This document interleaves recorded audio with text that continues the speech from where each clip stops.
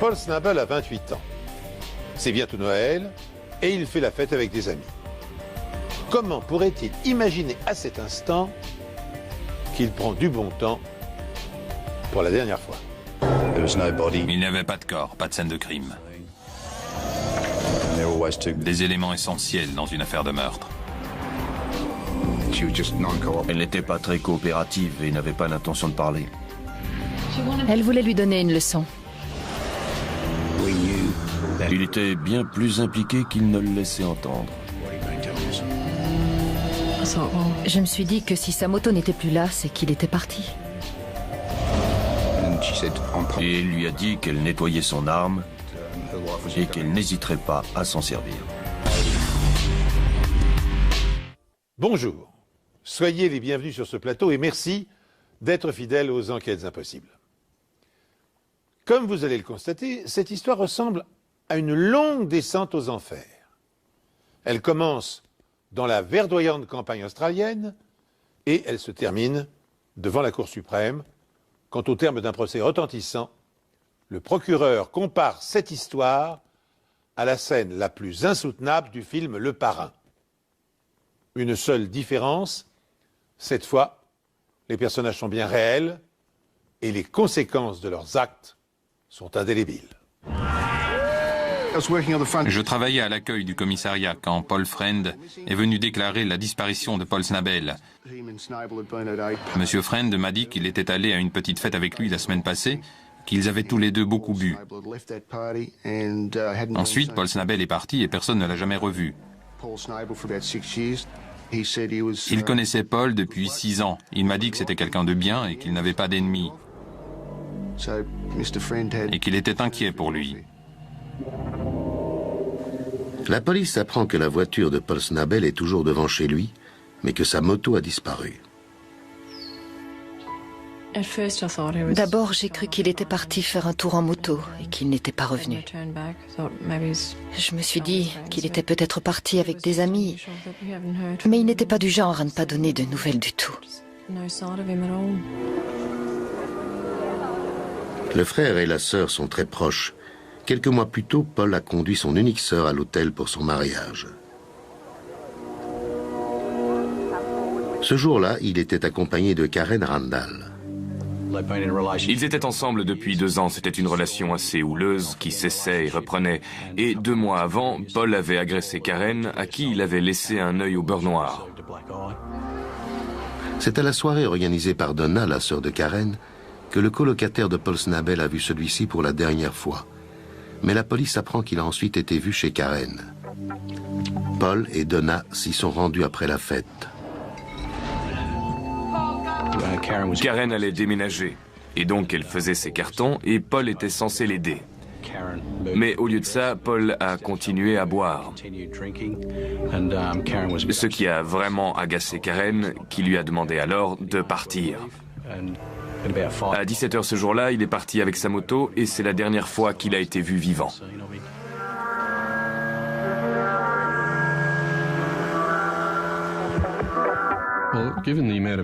Étant donné la quantité d'alcool qu'il avait bu, on a commencé par chercher le long de la route qu'il était susceptible d'avoir emprunté.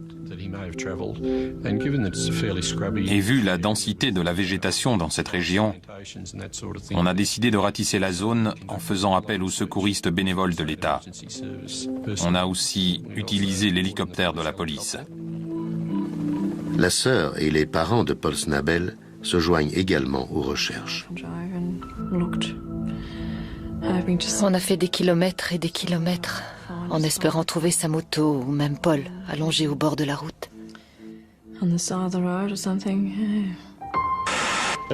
À ce stade des recherches, nous sommes inquiets pour sa sécurité. Il a très bien pu sortir de la route avec sa moto. Sa disparition n'a été signalée que la semaine dernière parce que le colocataire de Snabel pensait qu'il était parti pour une virée de quelques jours à moto.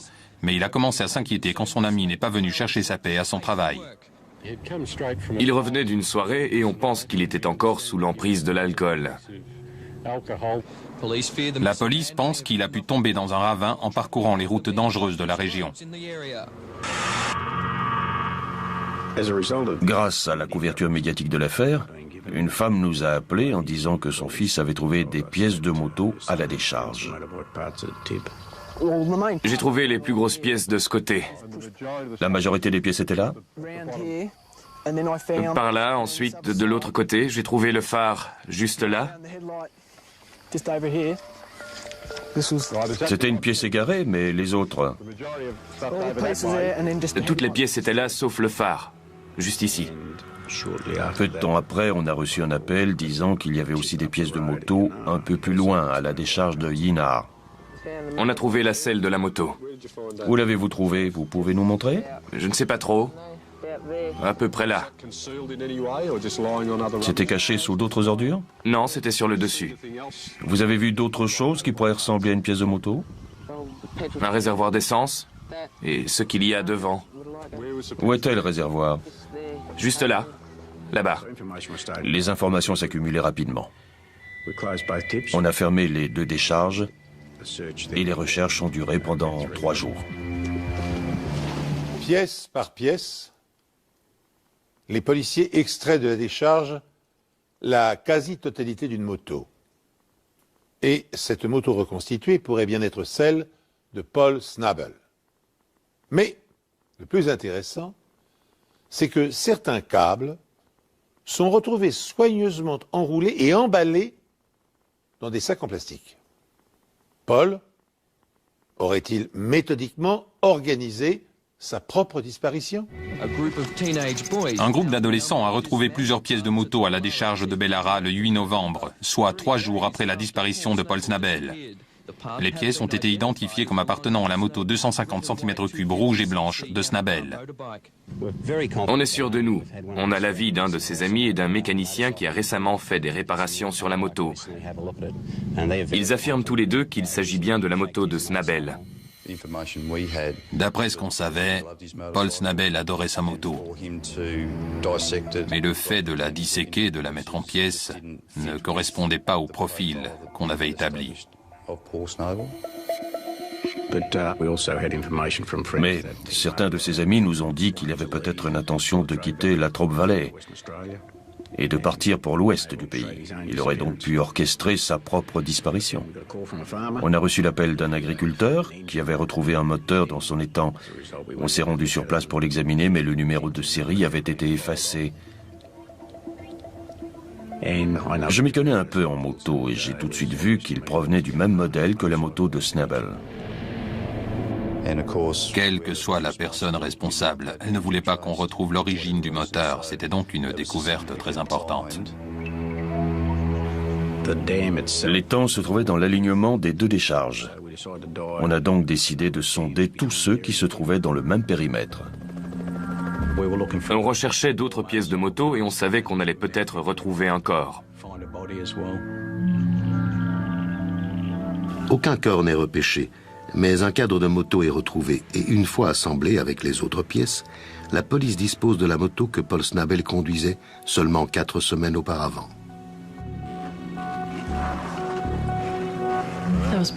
J'étais très inquiète pour lui.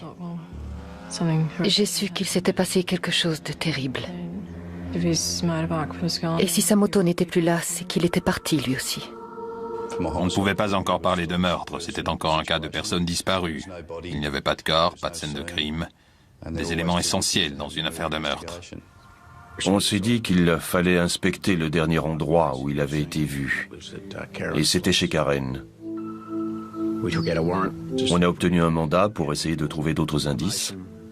On a regardé partout autour de la maison et malheureusement, on n'a rien trouvé qui puisse nous aider. On a interrogé Rona Hinney qui vivait avec Karen dans la maison de Merbu.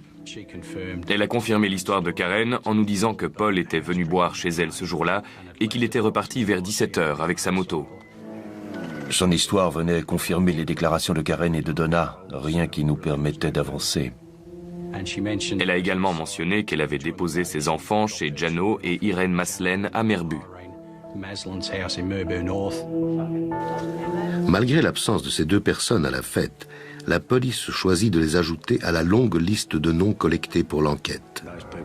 Sur notre liste, on a mis les dernières personnes susceptibles de l'avoir vu d'un côté et les amis et autres personnes de son entourage de l'autre.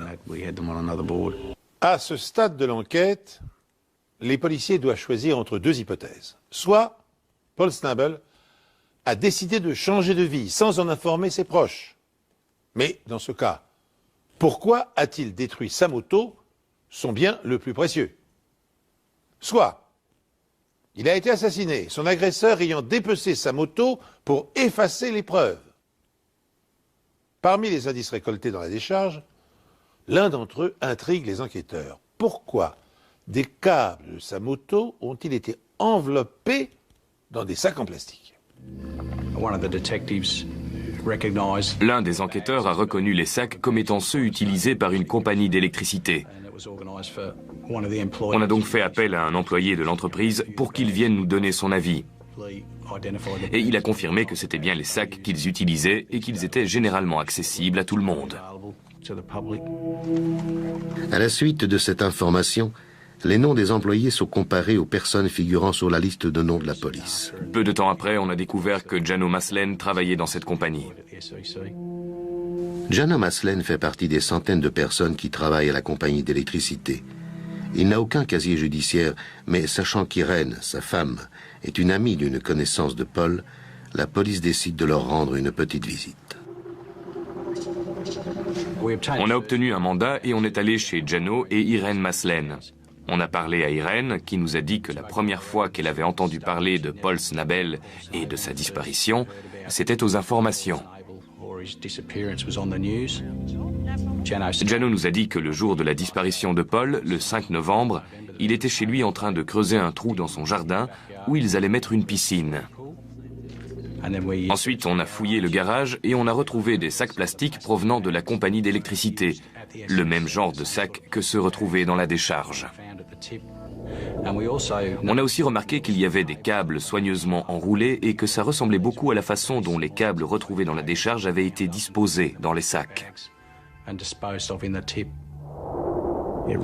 Tout était parfaitement rangé, et pour un garage, c'était impeccable. Le seul endroit où on a retrouvé des résidus, c'était dans une faille par terre.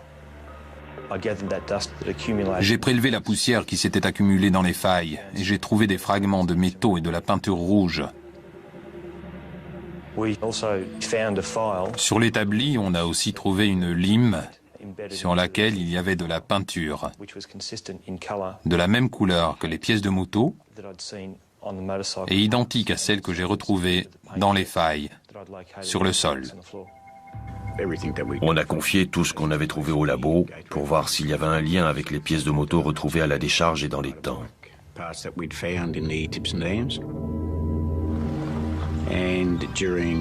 Ensuite, j'ai décidé de retourner interroger Jano et Irène Maslen pour voir s'ils pouvaient nous faire une déposition sur ce qu'ils avaient fait ce jour-là. Quand la police arrive, Jano n'est plus le même homme. Alors qu'il s'était montré plutôt coopératif la première fois, il dit à la police que sa femme et lui ne feront aucune déclaration.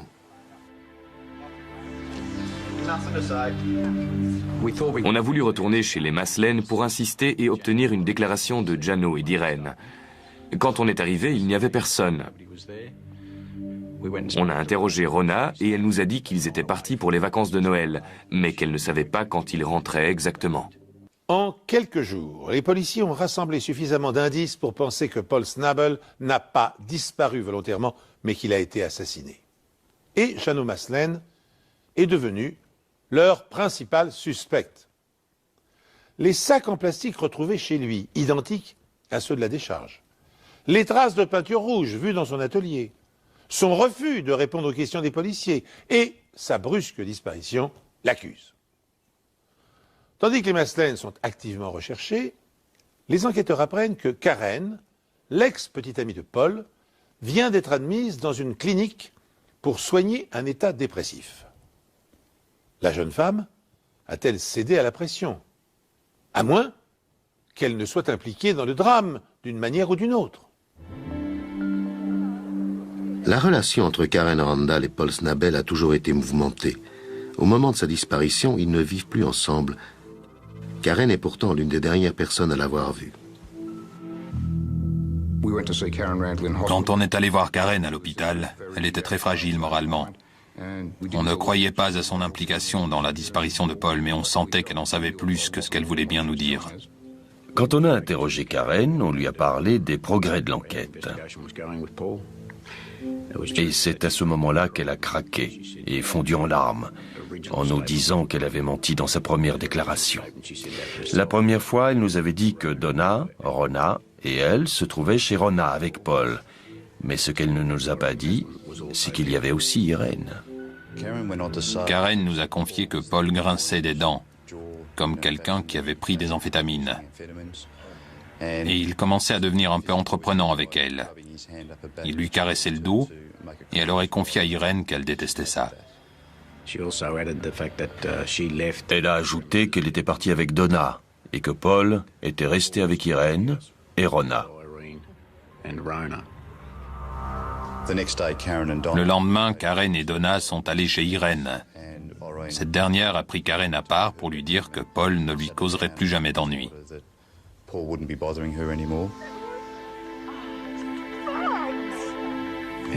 Elle s'est effondrée et s'est mise à pleurer. Irène lui a dit qu'elle devait se contrôler, sans quoi elle risquait d'avoir des problèmes. Après cela, elle a compris que Paul avait été assassiné. La police interroge Donna qui confirme les dires de sa sœur, tout en ajoutant quelques détails. Elle nous a dit que sa déclaration, celle de Karen et de Rona, avait été concoctée par Irène Maslène, qui les influençait dans tout ce qu'elle devait dire à la police.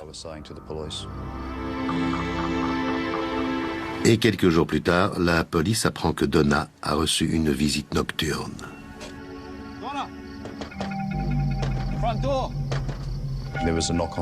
Quelqu'un a frappé à la fenêtre de sa chambre et lui a dit qu'il était venu la chercher à la demande d'Irène.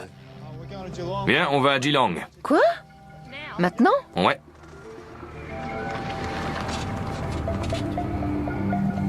Lorsqu'elle arrive à la maison de vacances d'Irène, elle est conduite à l'écart.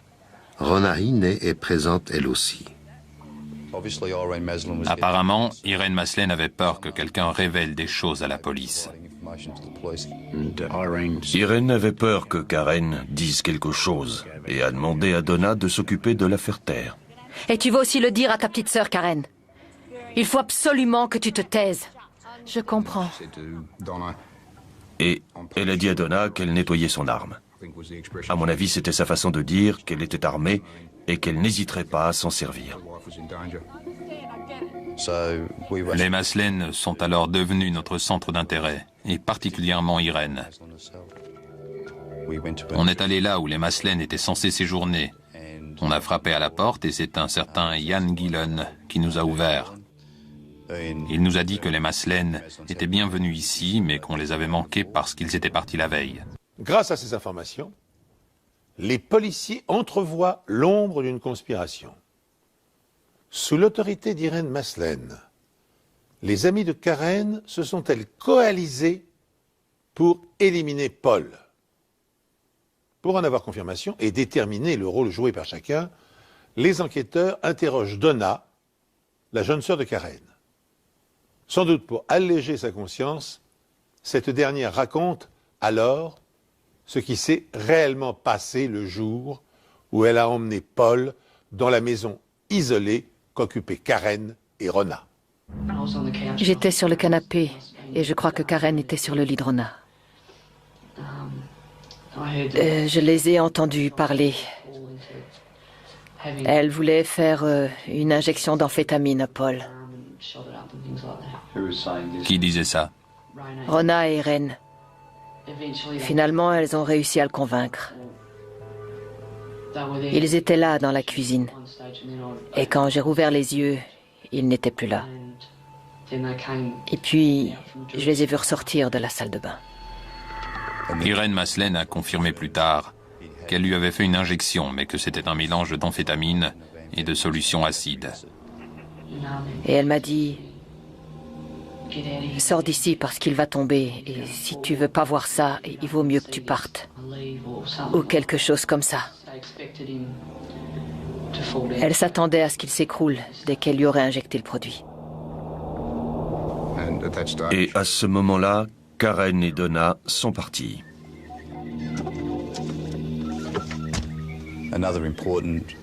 L'autre information importante que Donna nous a fournie ce jour-là, c'est que le canapé qui se trouvait chez les Hine avait été vendu.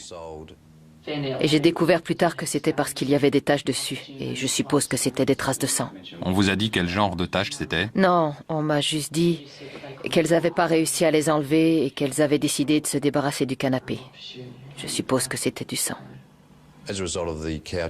Quand on a su que le canapé avait été vendu, on a retrouvé la personne qui l'avait racheté et on l'a récupéré pour l'examiner, ce qui nous a permis de confirmer la présence de sang dessus.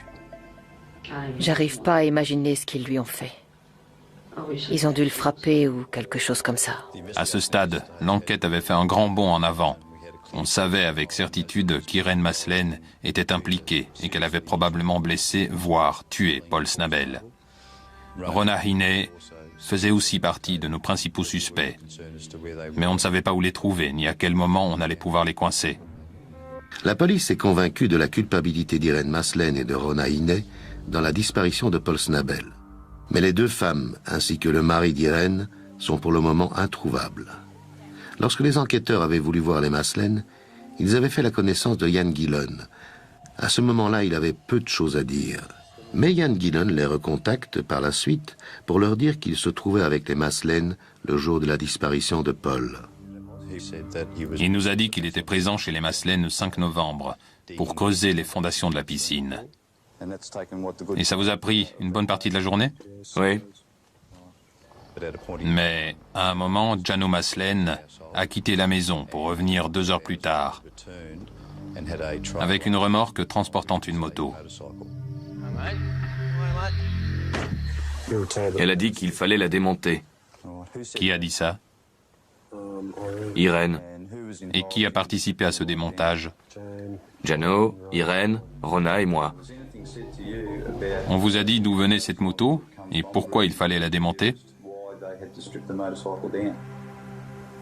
Non, on m'a juste dit qu'il fallait la démonter et s'en débarrasser. Il montre ensuite à la police l'endroit où les pièces de moto ont été éparpillées. Que s'est-il passé ici? Jano a jeté une roue dans l'eau, mais elle n'a pas coulé. Alors il a pris le moteur et il l'a lancé dedans. Ensuite, on est remonté dans la voiture et j'ai dit qu'il y avait un autre étang un peu plus loin. Alors on y est allé. Et ici, qu'est-ce qui s'est passé? On a jeté d'autres pièces, dont le cadre de la moto. Et ici? J'avais un sac rempli de petites pièces emballées dans des sachets. On s'est séparés et on les a éparpillées un peu partout. La décharge était pleine à craquer ce jour-là. C'était quel genre de sachet? Des sacs en plastique transparent. Est-ce qu'à un moment donné, vous avez compris que la moto que vous aviez démontée appartenait à Paul Snabel? Non. Les informations fournies par Ian Gillen venaient confirmer nos doutes sur ce qu'il s'était passé dans le garage des Maslen. On se disait qu'on allait enfin voir le bout du tunnel. Mais étant donné le déroulement des événements, on s'attendait aussi à ce que d'autres informations arrivent. Au moment où Ian Gillan raconte sa version des faits, qui confirme l'hypothèse du meurtre de Paul Snabel, les Maslen et Rona Hine reviennent en ville. Les 3 suspects sont aussitôt arrêtés et interrogés.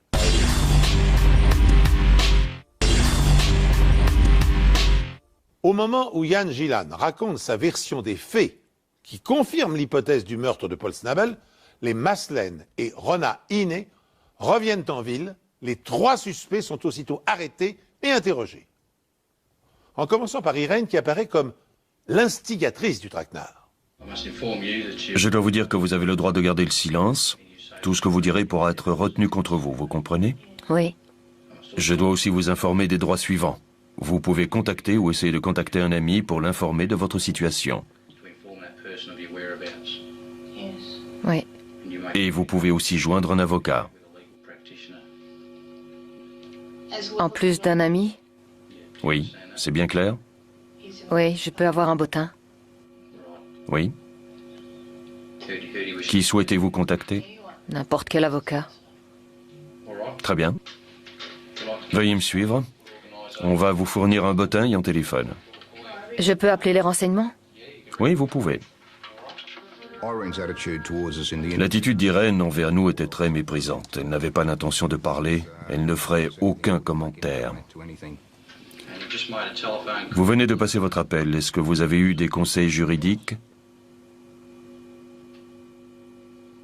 Irène, avez-vous reçu des conseils juridiques? Elle ne voulait pas coopérer et on savait qu'elle ne parlerait pas. Je vous le demande encore une fois. Connaissez-vous une personne du nom de Paul Snabel? Quelle que soit la façon de l'aborder, on ne pouvait rien en tirer. Elle restait là, sans rien laisser voir. Vous m'entendez, Irène? Vous voulez dire quelque chose sur ce qu'il s'est passé dans cette maison d'Ingles Road à Merbou le 5 novembre 1989?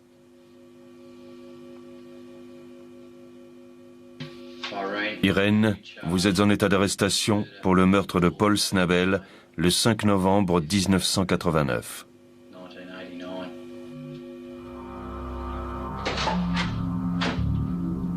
En revanche, Rona Hine est loin d'avoir le même aplomb. À force de faire ce travail, vous commencez à avoir l'habitude d'interpréter le langage du corps et de lire dans le comportement des gens. Et le comportement de Rona Hine nous disait qu'on avait peut-être touché le gros lot avec elle. On voyait très bien qu'elle était inquiète parce qu'elle ne savait pas ce qu'on savait sur cette histoire et sur son implication dans le meurtre de Paul Snabel. Vous connaissez un certain Paul Snabel? Oui. Et comment le connaissez-vous? Par Karen Randall, mon ex-colocataire. Concernant le 5 novembre, vous vous souvenez de ceux qui sont venus chez vous? Oui. C'était qui? Donna et Paul. Et que s'est-il passé quand Donna et Paul sont arrivés? On a bu un café. Rona était très nerveuse et très inquiète en voyant sa première déclaration sur le bureau. Cette déclaration est-elle exacte? Je n'ai pas de commentaire à faire dessus. Pas de commentaire. Non. Et est-ce qu'il y a une raison pour que vous ne vouliez pas faire de commentaire sur la déclaration que vous avez faite à la police? Non, pas vraiment. Peu de temps après cet interrogatoire, Rona est venue parler à l'inspecteur John Rawlinson et à moi-même pour nous dire que Ian Gillan était bien plus impliqué qu'il ne nous l'avait laissé entendre. Après des mois de mystère autour de la disparition de Paul Snabel, Irène Mazelen, son mari Ian Alfred et leur amie Rona Hine ont été arrêtés la nuit dernière pour meurtre. Interrogé peu de temps après son arrestation, Rona Hine, l'ex-colocataire de Karen, décide qu'elle ne paiera pas seule pour le meurtre de Snabel. Elle désigne alors un conspirateur qui ne figurait pas jusqu'à présent sur la liste des suspects. Ian était à la porte avec une batte de baseball. Rona déclare à la police que Ian Gillan n'a pas uniquement participé au démontage de la moto et à la dissimulation des pièces dans les décharges locales. J'aimerais parler avec vous du meurtre de Paul Joseph Snabel. Vous connaissez Paul Snabel? Oui. Comment le connaissez-vous? Je l'ai rencontré le 5 novembre chez Rona. Dans le canapé, il y avait un homme que je ne connaissais pas. On me l'a présenté. Il s'appelait Paul Snabel. Rona nous a proposé un verre qu'on a accepté. Et puis Rona et Irène sont allés dans la cuisine. Je les ai suivis et Irène a dit « Cet homme doit partir, Yann. Tu veux bien l'assommer pour moi ?» Je ne savais pas comment le prendre. On est revenu avec nos verres. Ian Gillan ne savait plus ce qu'il devait faire. Il s'est levé pour ramener son verre à la cuisine et c'est là qu'Irène l'a interpellé pour lui demander s'il était décidé à le faire. J'ai repéré la batte de baseball. Elle était contre le mur, comme ça. Que s'est-il passé ensuite? Je suis resté planté là pendant au moins 5 à 10 minutes parce que je ne voulais pas le faire. À quoi vous pensiez à ce moment-là? Je me disais que je ne pouvais pas le faire, que je n'avais pas envie de le faire. Ian était debout à côté de la porte avec une batte de baseball et j'ai quitté la pièce pour aller dans la chambre de mon fils où je suis restée un petit moment. Irène est entrée et je lui dis qu'il valait peut-être mieux que Ian emmène Paul dehors, qu'il lui mette une correction et le renvoie chez lui. Et ensuite, Je suis entré dans la pièce avec la batte de baseball vers le bas, comme ça.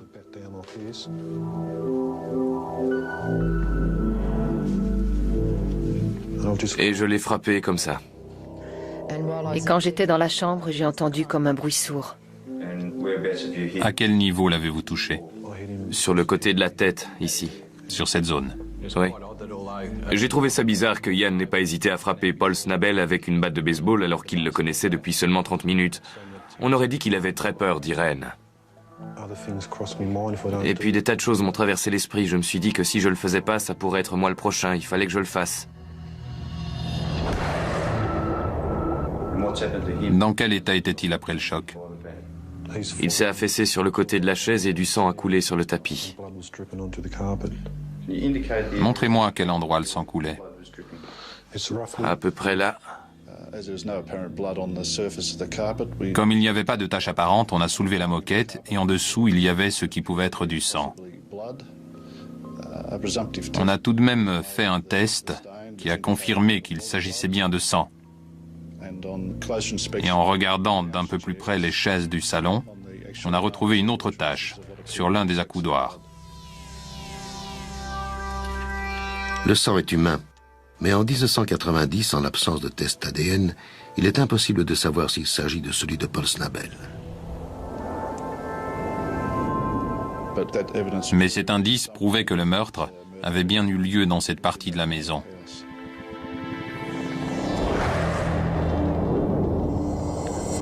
Mais la mort est-elle due au coup à la tête ou à ce que Ian Gillon s'apprête à dévoiler?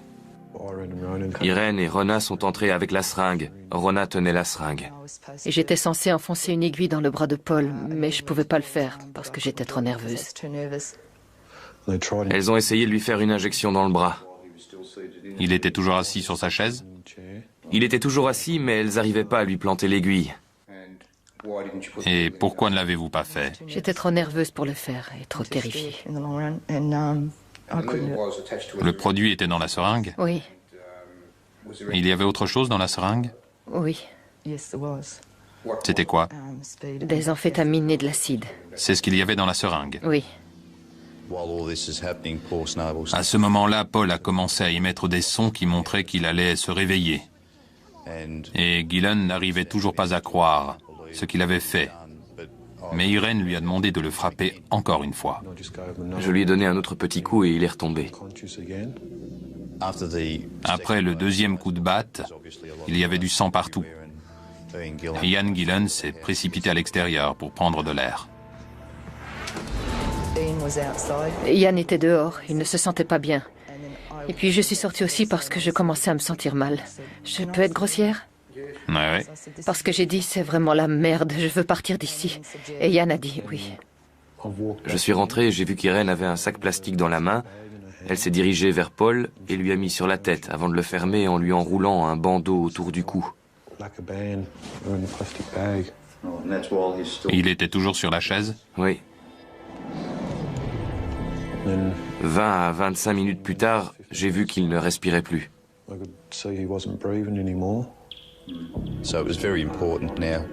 À ce stade, il fallait qu'on retrouve le corps pour confirmer cette version et déterminer la cause de la mort. Déterminé à aller jusqu'au bout dans sa confession, Rona Hine parle de ce qu'Irène et elle ont fait du corps. On a roulé jusqu'à un endroit appelé Shady Creek, mais je n'y étais jamais allée avant. Et c'est là que vous avez trouvé le bon endroit. Oui, on a roulé quelque temps. Le corps de Paul était dans la voiture? Oui. Où? Sur la banquette arrière. Vous l'aviez couvert? Je crois que c'était une bâche. Et comment vous l'avez sorti de la voiture? Irène m'a demandé de l'aider, alors je me suis approchée, mais je me sentais pas bien. Alors je suis revenue près de la voiture où je suis restée quelques minutes. Il y avait des branches et je n'ai pas vraiment vu ce qu'il s'était passé après ça.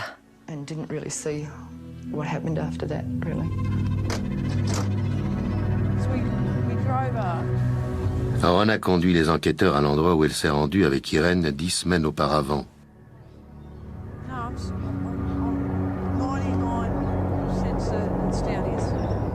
Avouez que cette scène de crime est proprement hallucinante.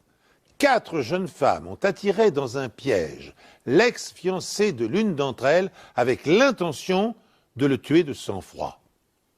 Un garçon, Ian Gillan, qui n'a jamais vu la future victime auparavant, s'est joint à la bande.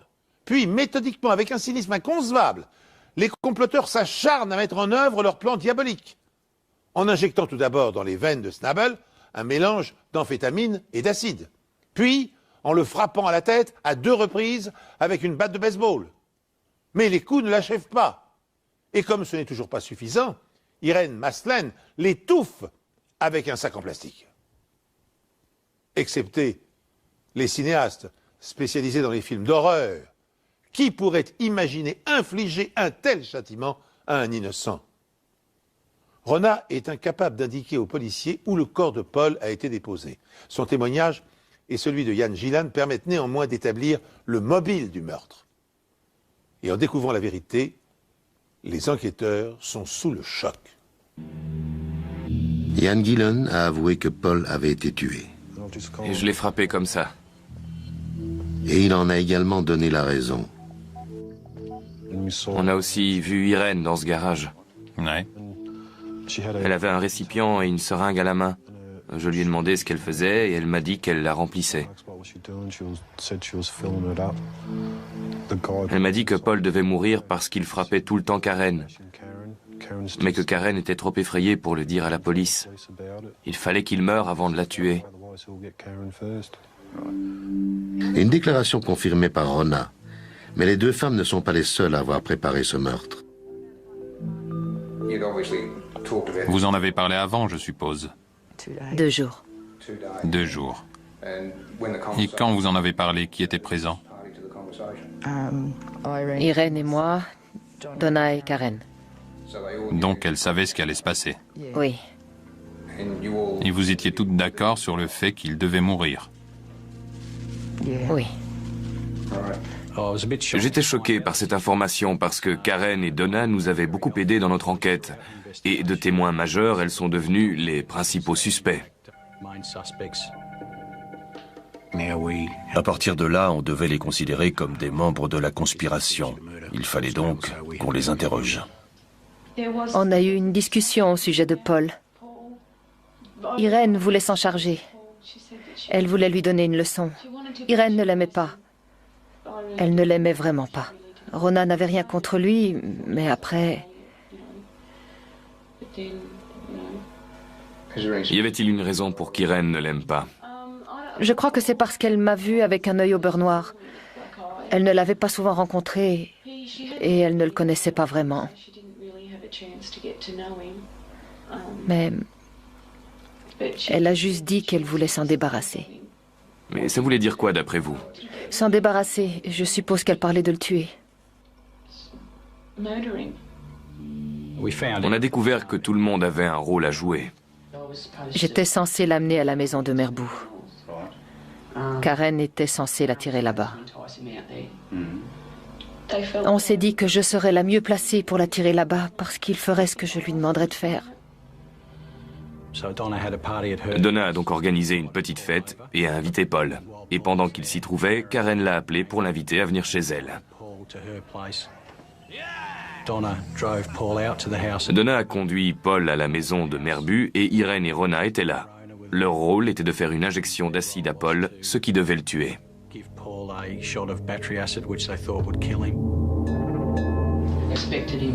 Je m'attendais à ce qu'il s'écroule dès l'instant où il aurait mis ce truc dans son bras, mais il allait bien. Il s'est rapidement retrouvé dehors, à se balader partout, et même à monter sur sa moto. Après, je l'ai vu se diriger vers le garage, et je voyais qu'il n'arrivait plus à avancer, et qu'il ne maîtrisait plus grand-chose. Alors je suis rentrée et j'ai demandé à Rona ses clés de voiture parce que je voulais partir. Je tremblais. J'étais anéantie, je ne savais plus quoi faire. C'est à ce moment-là que Karen et Donna sont partis. Et quand elle a vu que l'injection ne faisait pas effet, Irene a fait appel à Ian pour frapper Paul avec une batte de baseball. Et comme il était encore en vie, Irene est intervenue en lui mettant un sac plastique sur la tête pour l'achever. Même si Paul était encore en vie au moment où Karen et Donna ont quitté la maison, elles ne pouvaient pas ignorer le sort qui l'attendait. Et elles n'ont rien tenté pour empêcher que le massacre se produise. Elles sont donc accusées de complicité de meurtre. Je pensais pas que ça allait vraiment arriver. Je suppose qu'après avoir entendu parler de l'acide, vous saviez ce qui arriverait à la personne à qui on injecterait ce produit. Je savais qu'elles en parlaient. Je savais que l'acide pouvait tuer. Et vous avez contacté Paul? Je crois pas.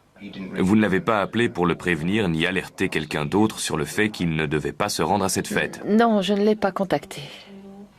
Très bien. À ce moment-là, vous n'avez pas contacté la police ni tenté d'alerter quelqu'un sur ce qui allait se passer après cette discussion. Non. Vous pouvez me dire pourquoi? Parce que j'avais peur. Je sais pas. Croyez-le ou non, mais j'avais peur. J'ai jamais participé à un truc pareil avant. On avait donc plusieurs personnes accusées de meurtre, mais on n'avait toujours pas de corps. Et bien sûr, il fallait absolument qu'on le retrouve pour rassembler les preuves scientifiques nécessaires pour confirmer la version des événements.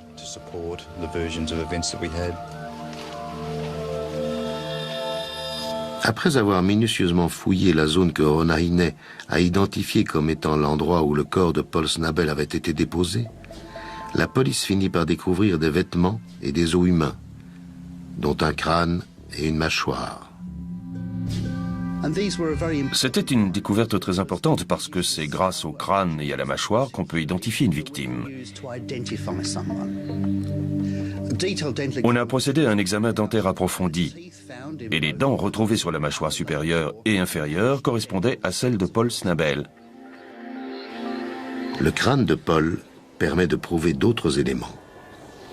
En examinant le crâne, on a découvert que sur le côté gauche de la tête, il y avait d'importantes fractures parcourant toute la moitié du crâne. Et les caractéristiques de ces fractures indiquaient qu'il avait reçu plusieurs coups d'une incroyable violence sur la tête. De pareils coups sont susceptibles de provoquer une perte de conscience immédiate, si ce n'est la mort. La découverte des preuves ne s'arrête pas là. Là où on a trouvé les restes humains, on a aussi retrouvé un sac plastique, ce qui confirmait ce qu'on nous avait dit sur le fait qu'Irene l'avait étouffé en lui mettant un sac sur la tête. C'était une pièce à conviction très importante. Il y avait aussi un tronc qui portait des traces de peinture. Et Rona Hine nous a dit avoir heurté un arbre en faisant demi-tour avec sa voiture. Alors, quand on a retrouvé ce tronc avec cette peinture, ça a été un élément de premier ordre pour faire le lien entre la voiture des Maslènes et la présence de ce véhicule à l'endroit où le corps avait été retrouvé. Quand je suis arrivé sur les lieux ce jour-là, j'étais très satisfait. Je savais qu'on avait suffisamment de preuves pour résoudre cette affaire. Les premières procédures ont été lancées contre Donna et Karen Randall, Ian Gillan et Rona Hine. La quantité de preuves qu'on avait réussi à accumuler au cours de l'enquête engageait davantage leur culpabilité que celle des Maslènes. Rona, Donna, Karen sont condamnées pour meurtre. Toutes les trois font appel du jugement. Celui de Rona est rejeté. Et la sentence est confirmée. Elle passera 10 années en prison. Les sœurs ont droit à un deuxième jugement. Elles sont déclarées coupables de tentative de meurtre et passeront 2 ans derrière les barreaux. Ian Gillan a été condamné pour homicide involontaire. Son cas n'a pas été traité de la même façon du fait qu'il n'était pas présent le jour de cette discussion. Il n'avait pas prémédité le meurtre de Paul Snabel. De plus, on n'a pas pu établir que son geste avait été la cause de la mort, étant donné la participation des autres accusés. Après la condamnation de Rona, de Jan et des sœurs Andal, on a utilisé les témoignages des 4 accusés pour prouver la culpabilité des Maslen. Finalement, Irene Maslen décide de plaider coupable pour le meurtre de Paul Snabel. Elle passera 10 années en prison. Son mari est acquitté. J'ai du mal à savoir quel a été le véritable mobile du meurtre de Paul Snabel. On nous a dit des tas de choses. On nous a donné des informations au compte-gouttes. On nous a menti et à la fin de la journée, on avait une hypothèse assez claire sur la question. Mais quant à savoir si c'est la véritable raison, on ne pourra jamais en être sûr. On n'avait qu'1 an d'écart. On était assez proches.